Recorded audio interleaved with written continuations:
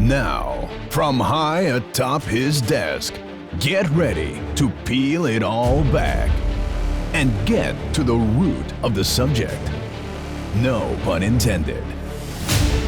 With Paul K. on Wine Talks, where he takes no prisoners and calls it the way he sees it. Hey, welcome to Wine Talks with Paul K. And we are on an away game today up in the Napa Valley in Saint Helena with the famed Chris Phelps of Ad Vinum Winery, as well as Inglenook and other places. Introductions in just a moment. Wine Talks, of course, available on Spotify, iHeartRadio, Pandora, you name it, wherever we hang out for podcasts, we are there. And sponsored by the Original Wine of the Month Club, now sporting the Napa, Sonoma, and Bordeaux series of wines. But not why we're here. We're here to have a great conversation with the famed Chris Phelps, who has made his way around the world making wine, and this is what we're going to talk about now. I screwed up the first 20 minutes of this interview because I didn't push the record button, but we're gonna recap it. But we've been drinking good wine, so we've had good wines. We're ready to go. And welcome to the show. We were talking about the beginning of this trek of yours into the wine world, and it comes different flavors from everybody else, but and a lot of it, we were going to get on that subject anyway eventually about coming to Napa Valley and creating a lifestyle for yourself, but you were kind of born into this idea of wine, just the idea of wine. Yeah, in a simplified way, because my parents, growing up in the East Bay of San Francisco, Livermore Valley, home to Concannon and Wente, which have been there for many decades, my parents drank the local wines. And in fact, in the 60s, they started making their own wine at home. Zinfandel and Cabernet, they'd get the grapes from Napa Valley or somewhere else. And so I grew up with parents who, a lot of their friends drank hard liquor, gin or whiskey, but they drink wine, and they drink it. It was as part of the meal. They were both, from European backgrounds in their family. Yes. Second or third generation, but they were instilled in them, I think, with some genetic idea that wine, and I think this is true for a lot of America. That's true, though. Right? I think genetics is a good way to put that. Yeah, and so we hear wine is so new in the States. Yes. I mean, we like to think in Napa, I do some work for Inglenook, and it started in 1879. And that seems ancient to us, but it's not. No. By Bordeaux, by European standards. So it's still a new thing here. So sometimes here it's an affectation, and it's largely based on the lifestyle. Well, it's interesting you said, we didn't discuss this earlier, but yes, the monks of Burgundy, 1200, 1100, I think the Romans went through Bordeaux at around 1200 and planted grapes, and there's something about the grape. We didn't get this earlier, but I want to talk about that too. There's something about the grape, and maybe we'll get to it later, that is different than any other fruit or beverage that it makes, that draws us to the soil, that draws us to where it's from, that draws us to this genetics that we're talking about, that it's inherent in our lifestyle. Mm-hmm. And you were talking about how the Europeans, that's just the way it is. I mean, mm-hmm. In America, it's new. Mm-hmm. You talk about our industry. Really? In Napa Valley, 1976, right? Well, do you even call it an industry? Because here, when people say, what do? You say, I'm in the wine business. Yeah. No one would ever say that in French. The wine business. In Bordeaux, you're in wine. C'est l'entreprise de vin, no? Je suis dans le vin. You just say, I'm in wine. Right. And here, and frankly, it's sometimes, in my experience, it's mostly in Bordeaux, okay? But sometimes it's actually a burden. It's not always just a lifestyle choice. It's what your family does. And it's a job. Right. But for the most part in Bordeaux, it's very integrated in just that's who they are. They are people in wine, not in the wine business. It's interesting because that triggers so many thoughts. Like the other day, I got this Facebook ad for an advent calendar of wine, and they hit every button that every American consumer wants to hear about the gift and the repetitive, the subscription box, blah, blah. And then it went on to say that there was 0 carbs and low sugar. And I'm like, that isn't why we drink wine. Yeah. It's not because it's low carb. I don't care how many carbs it has. No. I drink it because it makes me feel something. Well, it gives pleasure. I think Yes. a wine that is well made, well presented, and honest gives pleasure. Honest. So you left, you decided, you had your friend Mike, who was very interesting, and the reason I know this, listeners, is because we already had this conversation, but it's interesting to me that there was a wine geek in the 70s who encouraged you to go check this out. Yeah, 1976, I met him in a little podunk town in Idaho, and I didn't know two things about wine. I mean, my parents, made wine at home, but that didn't mean I knew about it. And I told him, hey, I'm going to UC Davis, I'm pre-med, but they have a viticulture enology program you need to get into. So he immediately, at the end of that summer, got into Davis and ended up owning his own winery. But within about 6 months to a year, he had me convinced I should do winemaking. Was that the preeminent school at the time, at UC Davis? Yeah, I mean, Fresno was already there. Fresno was running. Fresno's always been a little more practical than Davis, and that may be changing, I hope. You know, that's interesting. My father was a pharmacist, came here from Egypt, and he went to USC and got his master's there, and it was the practical school of pharmacy, where Berkeley was the theoretical, philosophical school of pharmacy. Right. So I suppose that difference would exist in the wine world as well. Yeah, and there are people in wine who are more practical. I almost said wine business. Yes. But who are more practical than others. But it's an interesting mix of people. I'm sure you've talked to hundreds or thousands of people, so you know how different we are. Yes. You mentioned pharmacies in Bordeaux, and this is still a little bit true. Like when I worked in the small town of Puisigan, fast forward to 1982 when I was interning in near Saint-Emilion, the guy who did the wine analysis in the area was the pharmacist. Really? Yeah, he just in the back. You turn one way, it's to fill prescriptions. The other way, you're doing wine analysis. Well, I have to tell this story. I don't think I've ever told the story to anybody, but my dad, in 1974, he dragged me up here to get wine antiques, which I still have lugged around. All my offices, I've put out the presses and the carts and everything. I mean, I'm done doing it. But he dragged me up in a station wagon. We loaded this thing up with junk, and he would tell me the stories. And when he went to Burgundy, and he went to Beaune, and he went to the Rotary Club because he was a huge Rotarian at the time, and because that button says pharmacist on it, right? Because you have to put your classification. They sat him with the pharmacist, and he's like, "No, I want to sit with the wine guys," but he couldn't. And he speaks French as well, so he tried to get moved.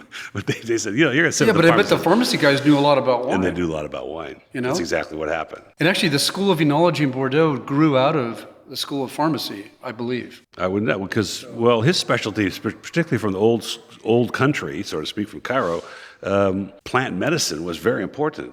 That was his specialty, plant-based medicine, and that makes a ton of sense, right? Absolutely. So how did you get to Bordeaux in the first place that you were there? Well, I was finishing up at UC Davis, and after a 6-month internship at Louis Martini, went back for a semester, and I was sitting with my advisor at Davis, and he said, "Why don't you go to Bordeaux for a year?" And before I got married, my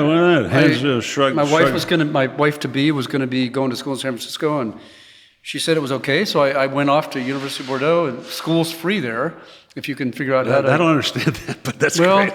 Yeah, I think our country's a long way from that. Yeah. But I had the privilege of getting this extra layer of education, and it was so valuable to me. I can't explain how valuable it was. And then, but the best part was getting out into the countryside and working as an intern for 5 months in 1982, which... they thought I was a great winemaker. It was only a great vintage. Yeah, I never told anybody. No, yeah, but you know what? Whatever. All the stars align when they align, right? That's okay. I don't know. It's interesting you said that it's free because don't the French? I know in high school, I think it's still today. What's high school in French? Lycée. Yeah. You sort of have to choose a path.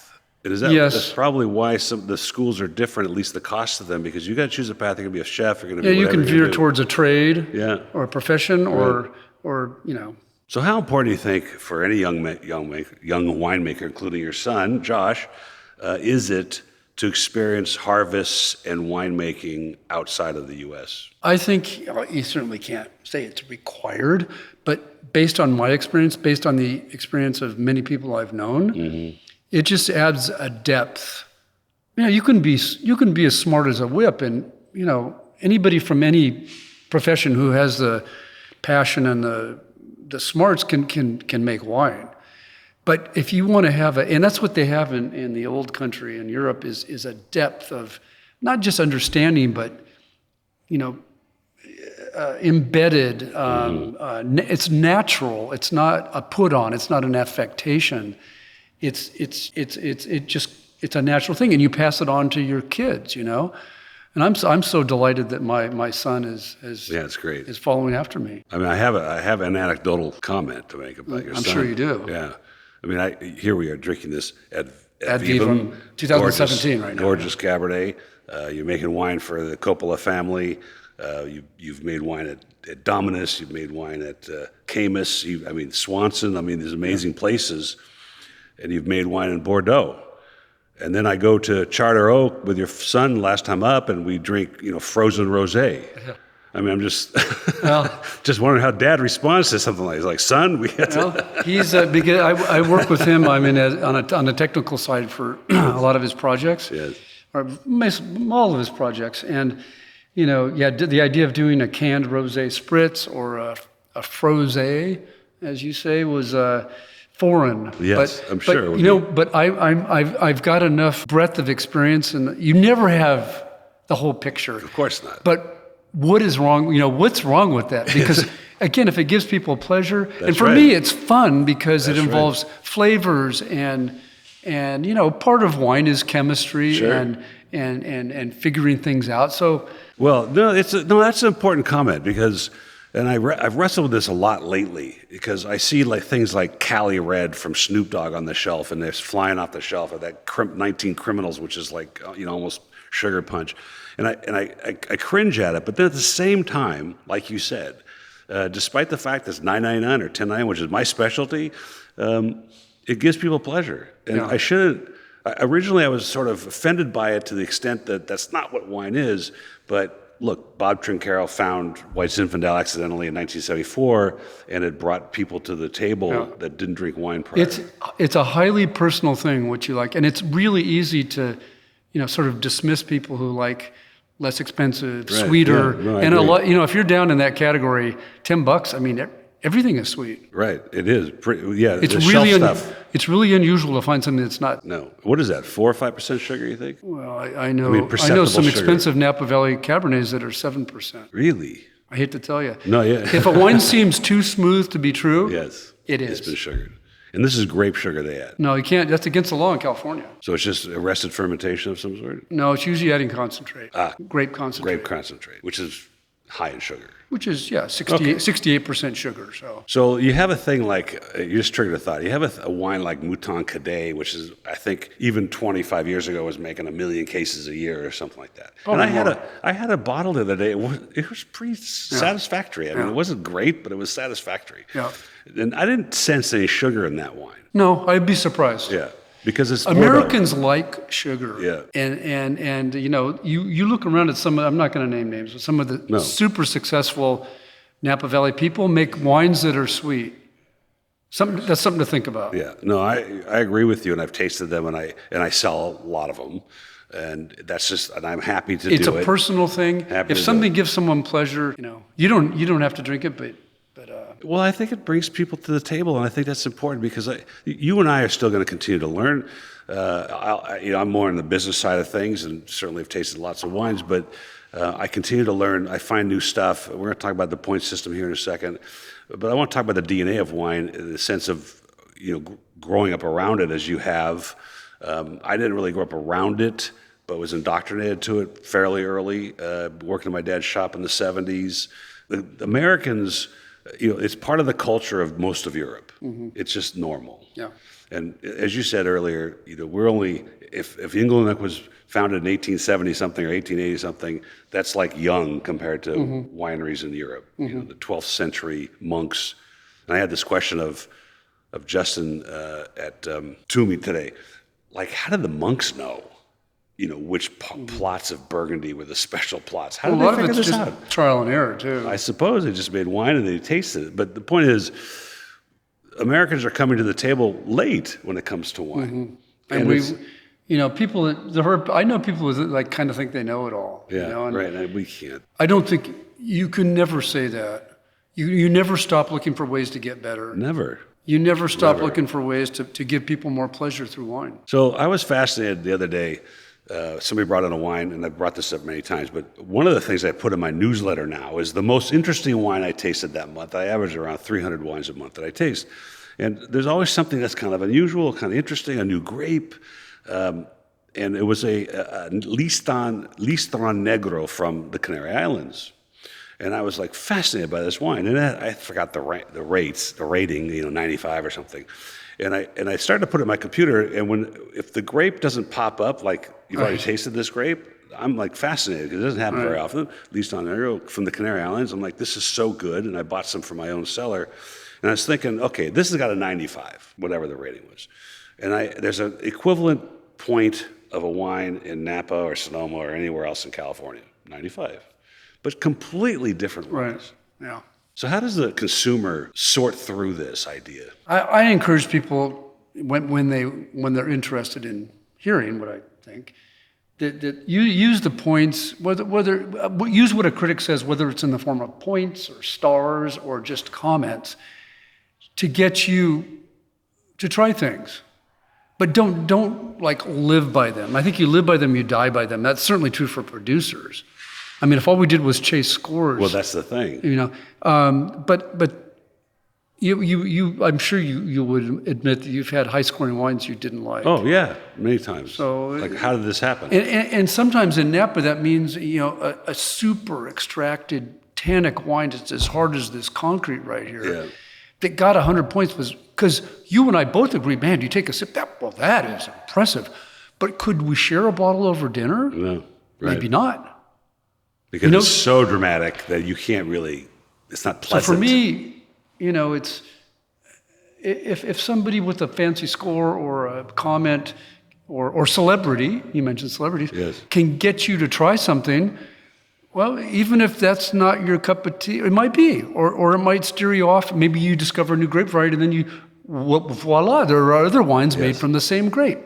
So it's, and maybe they're half the price, or it's just, there's a whole world, and I'm guilty of not pushing my boundaries enough. I drink certain things, and I'm drinking mostly Napa, and Bordeaux, but there's an ocean of wine out there.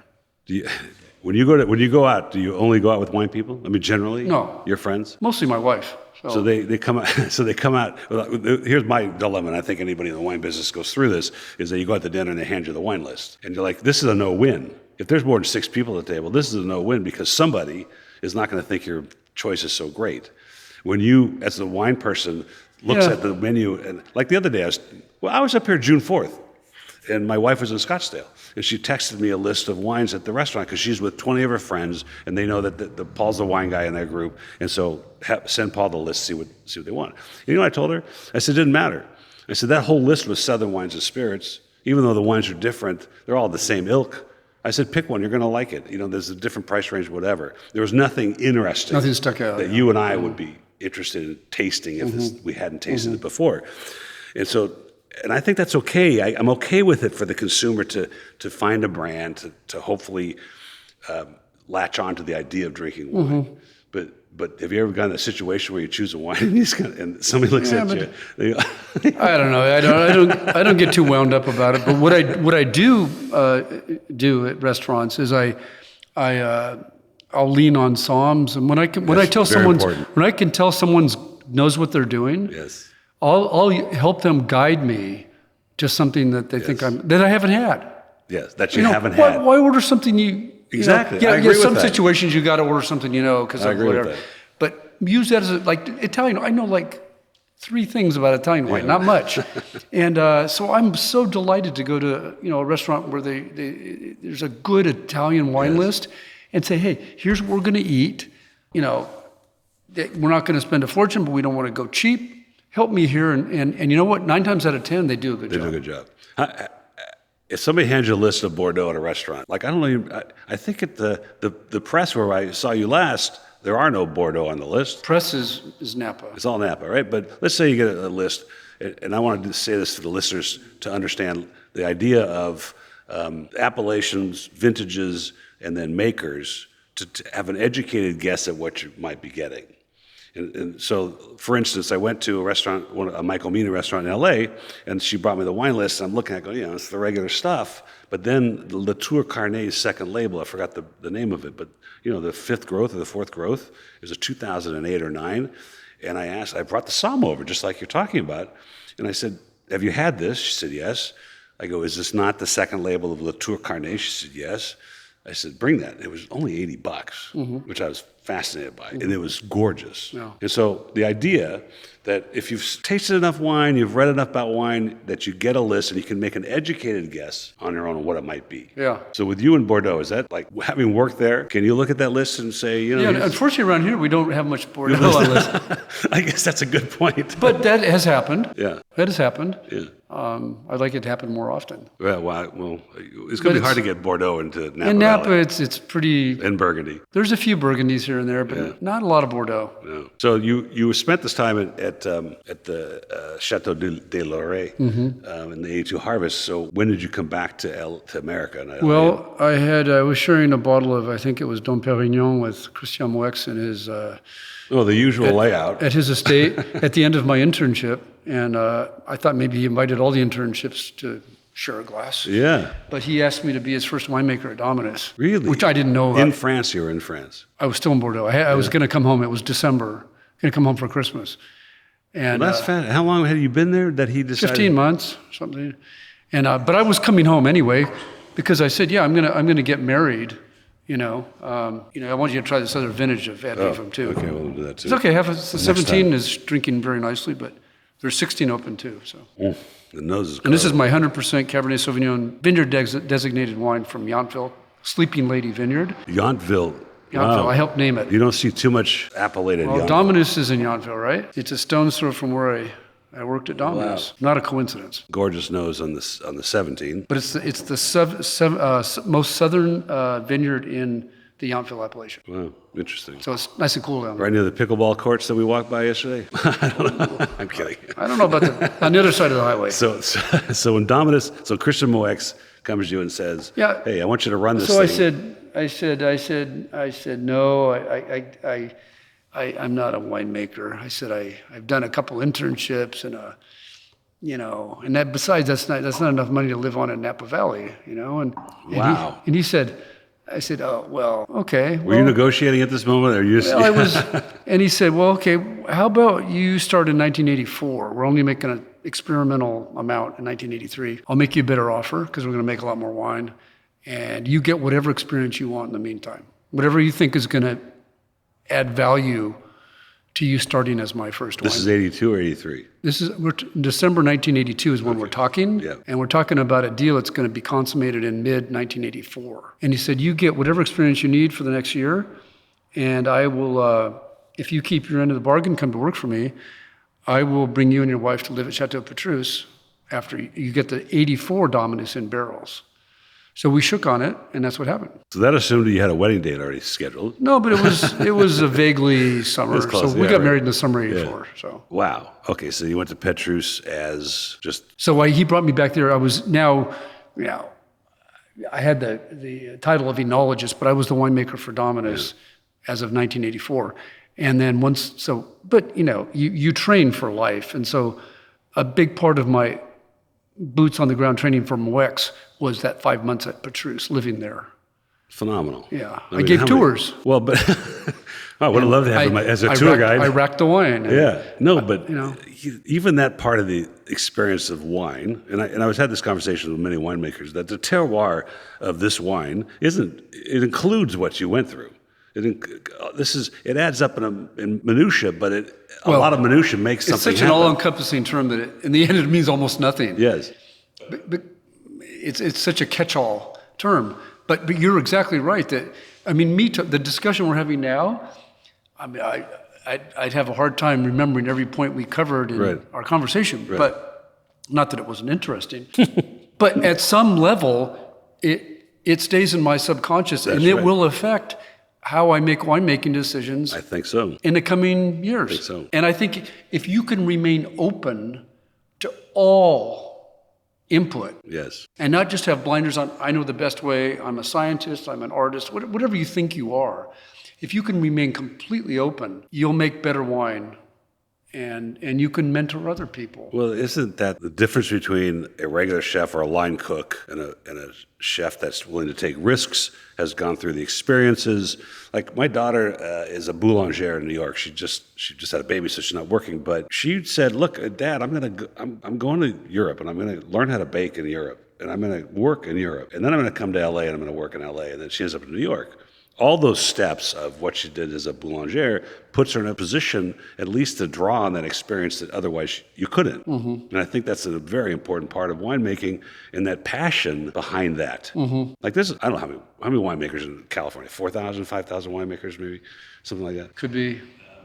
Some aren't so good. Yeah, and it's not directly a function of your education either. No, it's not. Well, education takes different forms. It's not just academic. Right. But I think women make some of the best winemakers because they trust their intuition more. And their palates and are I'm better. not. They say their palates are better than ours anyway. So. Well, yeah, but that may You argue not. with that. But tasting, you have to trust your intuition too. I think women, Right. We like to see the numbers, the spreadsheet, and women, in my experience, are good at tasting and making wine decisions because they trust their gut. Do they need a movement? Do they need the women in wine movement? I mean, I've had a lot of conversation. Natalie Bath was. Oh, last I think time there up. is one. There is one now, but did they need it to get the recognition amongst the good old boys? Maybe. Because it was a pretty spotty. Well, it was short. For a long time. There's a woman named Joanne Dupuis. She still lives here. She's 94 now, probably. Had an incredible conversation with her about 6 months ago. She was responsible for taking Stephen Spurrier around to Stag's Leap and to Chateau Helena to find the wine. So she was a tour guide. And I won't tell you the whole story, but it was really fascinating. She found herself divorced without a vocation in the 60s, decided to put on tours. So she tells me she was the first female to address the Napa Valley Vintners Association. She's telling this story. And she gets up and starts talking about tourism and bringing tours to Napa, as well as she was taking tours to Bordeaux. And after the speech, Brother Timothy came up to her. And I go, wait. I go, Brother Timothy, like the Christian brother? Yeah, Brother Timothy. Yeah. I'm like, she goes, he told me that we need you here. Forget Bordeaux. We need you to bring tours to Napa. And that was, to me, not only was this idea of tourism in Napa just beginning, but a woman creating this mystique around it. Yeah. And I thought, wow, that probably was a long time coming as well. Yeah. And I had an incredible conversation with Natalie Bath at Rudd a few weeks ago. Yeah, she's great. And I think it just seems fascinating to me that in a vocation like this, that there had to be a separate effort. And I understand that there is and there should be. However that evolved, it's certainly merited. And to be honest, it's still not perfectly equitable. No. But women have made huge progress. But does that go back to the academic side of things, including getting into the schools and learning? Yep. But the pioneers, the Heidi Barretts. Yes. Right. Who's been in my tasting group since the mid '80s. Really? Yeah. We graduated together from Davis. Oh, did you really? Yeah. Okay. And Pam Starr and Kathy Corison, and there's a lot of women now who were really in their own way pioneers. Bo Barrett and I. He went to the same high school. He was in my sister's class. I was in his brother's class. And I tell people, and I've already said this 1,000 times, so the listeners are tired of hearing it, but I used to surf with the brother, Kevin. Well, actually, he used to throw rocks at me. And Bo will tell you, that's why I got out of that place, because, there's just too much localism, and I didn't like it. So anyway, he's up here, and this is a fascinating part of history. Jim was a very close friend of my father's in the tasting world of wine. Mm-hmm. My dad carried his. We sold the 72 Chardonnay in the shop. So we go back a long way. As well as the Wetzel family at Alexander Valley Vineyards. My dad was invited to a party of theirs in 1972 or something at their house. So as the wine merchant. The Armenians are always the merchants, right? we don't understand we were talking about that earlier. We don't understand corporate America. We're the wine merchant person. So you went, what's interesting in your resume here is Swanson, which I bought a lot of in the old days. But Camus, which is this big, voluptuous wine, what'd you do over there? Well, my first, actually cold called Camus and said, "Do you guys need some help on anything? Because I'm I kind of want to make a move here. And so they said, oh, no, but call us back in a few weeks. So I talked to Chuck Wagner a few weeks later, and he said, well, it's 1995. We're gonna start, actually, it's 1996. And he said, we're gonna start a new winery in Paso Robles, and how would you like to develop that for us? So I got to design a winery. Is that the Hope family one? Well, it's called Triana. Oh, Triana, yeah, that's one of the brands now, yeah. And so I got to kind of mentor a little bit Austin Hope down there. And, yes. he was a great kid at the time. I had a great conversation with I'd like to spend some more time with him now that he's kind of grown up. But so that was part of my first deal. And then, there were a few vintages, 2 or 3 vintages of Caymus Cabernets that weren't blended. And Chuck said, hey, you want to make some blends for us, So next thing you know, I was blending cabs, and that was a huge experience.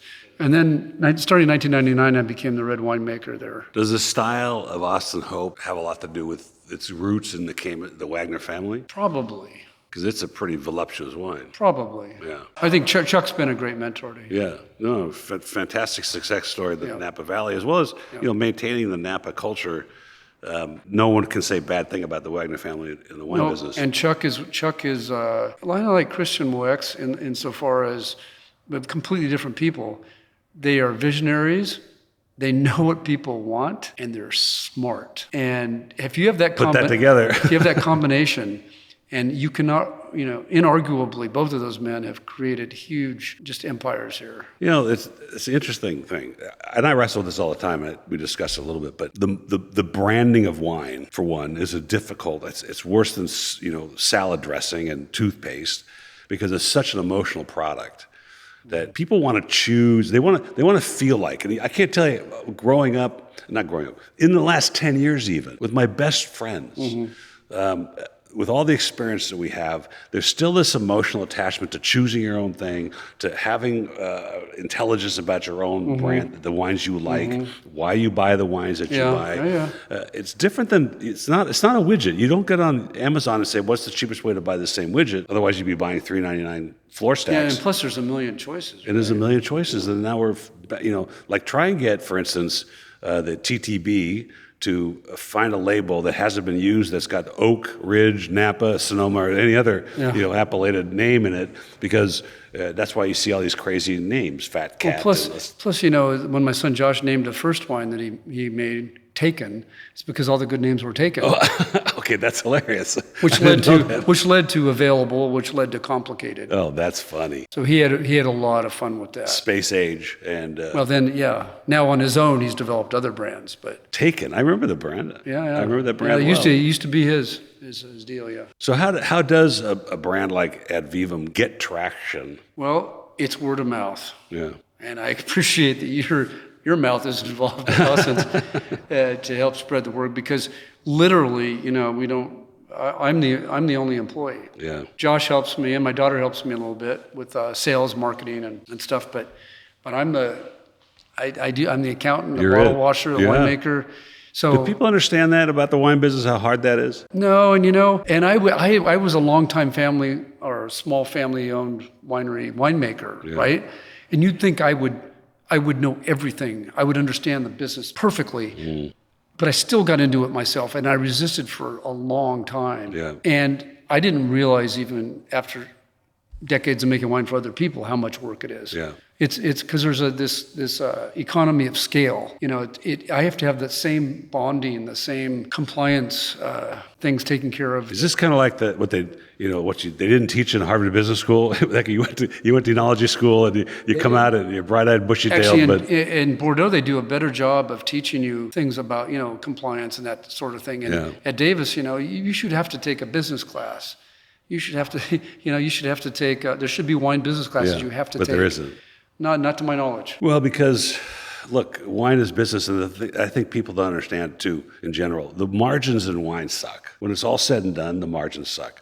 And if you're on my side of the fence with direct-to-consumer sales and websites and all this stuff, let's try the 16. Here's a 16. This is excited to taste this. It's a little cooler year, but I think That's fine. You'll enjoy the texture of this wine. It's so complicated. I can just tell you, in the last 5 years, 2 years even, I'll just highlight one metric that is important and why I think podcasting and media is so important in the wine business now.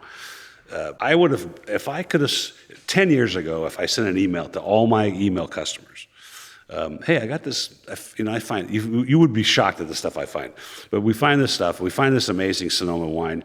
I get it to your door for $5.99 or $6.99 on a special, but I got to sell all of it. I would probably sell 10,000 bottles, like in 72 hours, because everybody opened every email then, and there were no filters. Right. Gmail didn't exist. Right. And none of the stuff that the headwinds to marketing existed. Now, if I found that exact same deal at the same price. Is that like 90s? Yeah, it'd be like the 90s when email was like different. Now, if I do that same exact thing, I would sell hundreds, maybe hundreds, because it's filtered, it goes to spam, it goes to promotional bot, whatever the tabs are. And they keep. And plus, they're getting hit by lots of people now. Right. So you got competition. Right, their inbox is this full. Yeah. So what do? You go to Facebook, or you go to It's the same for Instagram. us.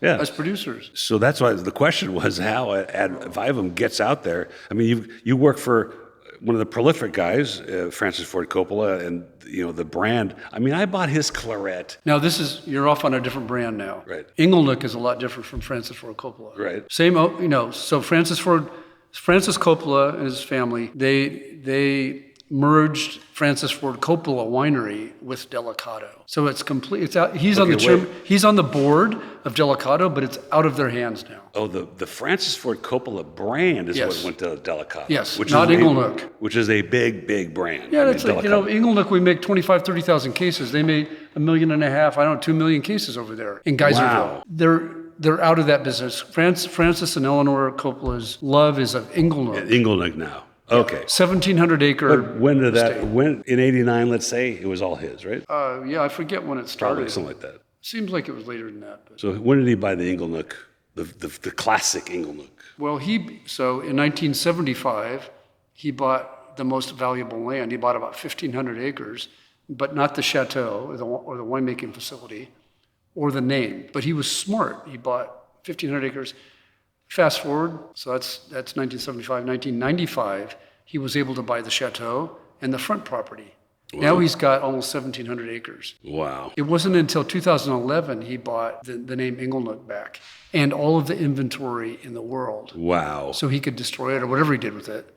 Because he decided the Inglenook name he was reunifying the entire idea of Inglenook. Yeah, which is great. 36 years, millions of dollars. I can't say that I have that kind of vision, and persistence. No, that's hard. But he and risk. To his credit, yeah. And so it's a phenomenal. You should come there sometime. I would love to. I bought the claret in '89. I bought some Inglenook. Oh man, there was a Charbonneau, like a '79 Charbonneau. But see, that was during the time that the brand was owned by a corporation. Oh, so it came from a corporate. Yeah, after He bought it out of what? After the late '60s until 2011, you got like a 40-year period there. So what was his fascination with wine at that time? Just, successful director? He grew up, his family was Italian. Yeah. So he grew up, he could tell you, like, he had wine from the time he was a little kid. Yeah. And, but not the great wines of the world. I mean, kind of like a little bit like my family. But, of course, with his success, he had the chance, I'm sure, to try great wines. But it was in 1975, and, talking to Bob Mondavi, he realized he was sitting on a gem there. So he started making Rubicon. Wow. In 1978. Yeah, Rubicon, 1978. Yeah. Right. Well, I have to tell you a funny story. I had this podcast yesterday with Haig Mardikian, father George Mardikian, owned a famous restaurant in San Francisco called Omar Khayyam's. And he had bought 270 acres in 1945 or 46 or somewhere in that range, late 40s, of Napa Valley land and planted vegetables for his restaurants. He had 2 restaurants, one in Fresno and one in San Francisco. That land now is Quintessa. And he never planted grapes on it. And I thought to myself, oh my gosh, 270 acres today? Yeah. With that brand, what the value was, and the son had sold, the family sold it. He goes, I don't want them to sell, but the family told me to sell it. I forgot when this was. Maybe it was the 60s or 70s. And they bought some property in Freestone, and they make Pinot Noir from it. But I thought that was a fascinating story about the evolution of Napa. But let me ask you about, this is a gorgeous, the dark chocolate in this 16 is fascinating. You source grapes, Yep. contracts. Long-term contract with The Bettinelli family that owns Sleeping Lady Vineyard. And you were producing it at Clos Pegase? No, I make this wine at Alpha Omega. Alpha Omega. Mm-hmm. I'm the only client there. So an AP, Yep. which is alternating proprietorship for the listeners, where you can hang your shingle if you own a winemaking license at various places once the federal government decides it's okay for you to do that. So when you venture into this, knowing that the headwinds of getting a brand recognized and understanding the consumerism of wine, what does this sell for? 175. 175. Retail. And the grapes, I was talking to Mike Salacci. He said, boy, in 2018, Cabernet in Napa was $8,000 a ton. And that kind of equates to the And that's the average price. Yeah, so the average price. Don't right? confuse that with what most of us pay for super premium. Yeah. Oh, great. Because that's okay. I don't need to know the numbers. No, I'm not going to tell you. You're not going to tell me. But I want to understand something in this industry. Please. Mike says it's 8,000 a ton. That's the average. Well, what's that quick calculation tells you that's an $80 to $90 bottle of wine, just for regular margins. Which you and I know, when I think about sampling and distributors and I have to pay for the privilege of making my wine at someone else's winery. And you got to pay a commission, so to speak. And that old economy of scale really can kick you. Then how do we end up with $20 bottles of Napa Cab? Well, those wines are, I would say, never made, crushed and fermented, aged as that wine. Yes. That was bulk wine from somebody. Right, bulk wine, right. It was the press wine from somebody. It was That's a broad market, bulk market. Yeah, and that stuff gets sweetened up and oaked up. Right, it gets changed. And but that's bulk wine Right. blending, and there's nothing wrong with that. No. I've done that for people. Right. I think the idea of blending is fascinating. So where does that come from? Let me turn it around. Well, hey, not everybody's sales are fantastic. No, I understand. I get that, but somebody asked me once, "Hey, can I get the overproduction of Screaming Eagle?" And I'm like, "No, I don't know where to do that. Is there such a thing? Is there overproduction?" Probably. So here's something. During my entire career, I have had the privilege of working for people. I mean, I think at Dominus and Camus, it was about the same. About 20%, you're going to make 100% of the wine. 20%, let's just say the Cabernet, is sold in bulk. Why? It's not because sales aren't good, because those houses have phenomenal sales. Right. It's because of quality standards. The same is true at Inglenook. The same is true of Van Viva. If I have a barrel that doesn't make it, I sell it in bulk and I eat it. And you get minimum for the gallonage. And when you're looking at the books and the cost of goods for those gallons are horrifically high. Past what you're selling. But if you have quality standards, you have. That's what else do you have? Yeah. You could all that wine in bottle. The color might still be pretty good. Is it? And an owner might say, I don't know. Is it, Chris? Is it that much different? And they're the ones. Right. The owners. Right. But owners like Christian Moyax, Chuck Wagner, Francis Coppola, they understand better than anyone how important quality, because that's your future. Right. Once you step back from the quality, and it's not just scores, we're talking about the inherent quality of the wine. Forget the scores for a second, because we already had this discussion, but that's a really important aspect that we're coming up pretty soon on 45 minutes. How many vintages would it take? And I've tasted numerous vintages of numerous wines along the years, and stuff that never lasts, stuff that does whatever. If you're not keeping a close eye on that, and I'm assuming that the more you make, the harder it is to keep the closer eye on it. It depends. People like Camus they have like software. They know where every bottle is. Super smart. Super smart. But how many vintages before the consumer goes, I'm not buying that again? One? They're not buying it again. Why? Like you didn't keep a close enough eye on the last vintage, and they win the bottle. It's hard to put. And their friends are going, I couldn't put metrics on that. When we're talking about how emotional the product is. But I think it might not even be conscious, right? Yeah. People get a point like, for sure. Like, someone who's spending, $150, $200 for a bottle of wine, they're going to be discerning. Of course. And they might order, I have people they order from me every year. Well, if they're going to get that case of wine, and they'll pay $2,100 a case for a case of wine. Yeah, they have every right to be picky. Oh, I agree with that. And if they stop ordering, it's sort of unless they had a reversal in fortunes,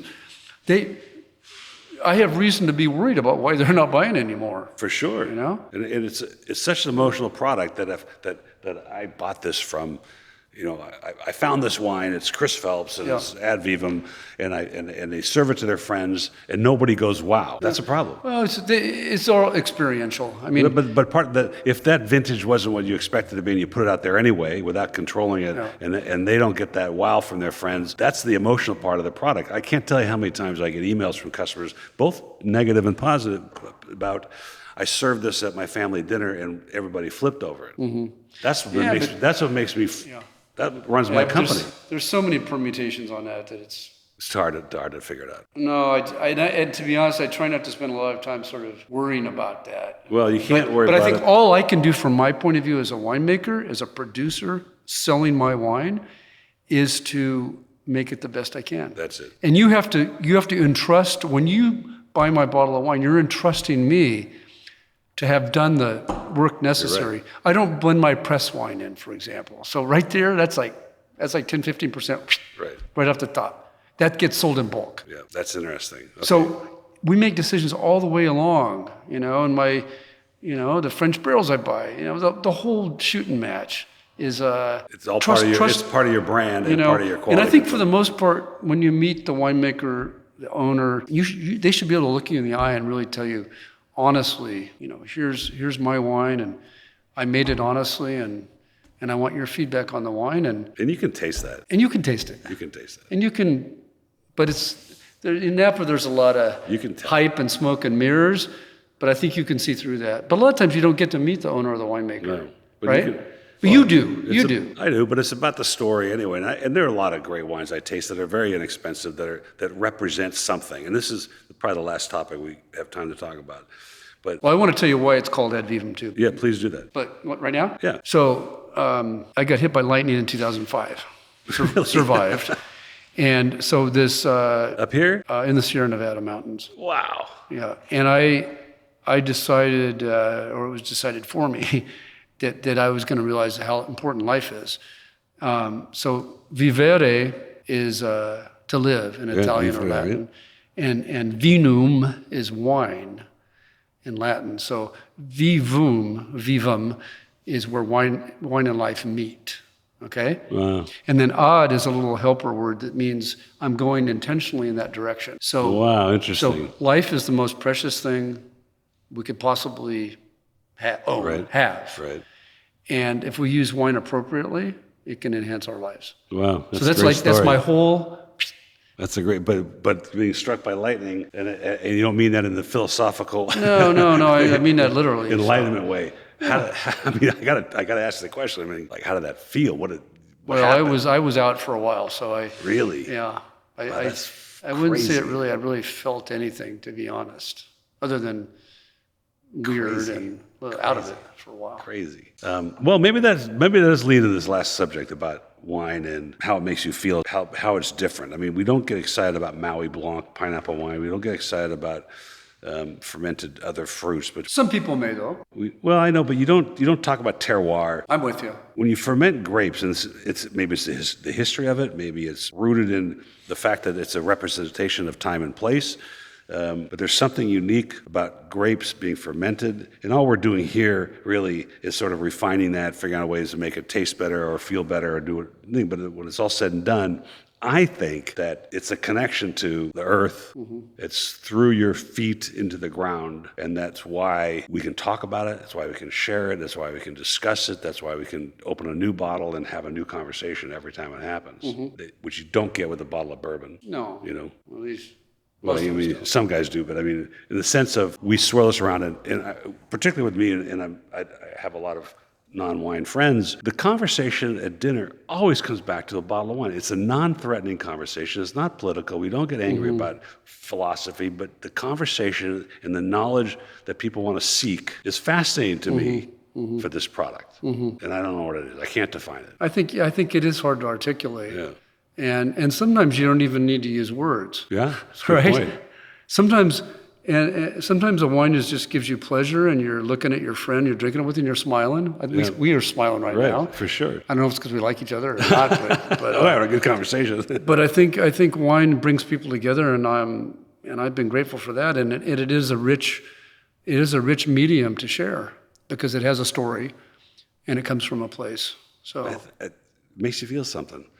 Chris, it's been a pleasure being here. I look forward to more conversation. We'll do it again. Yeah, pleasure's mine. I'm going to bring some into the shop. Great. I have this new shop. We just got a new liquor license, which is going to have high-end distilled spirits and high-end wines only. So we have all the regular stuff in there, poetry and whatever, Lafite, Margaux. They're all there. I want to put some Ad Vivum in there next to the Space Age Rosé. Right. I love that. I would be honored. I appreciate that. Thanks for the time today. Likewise. Cheers. Take care.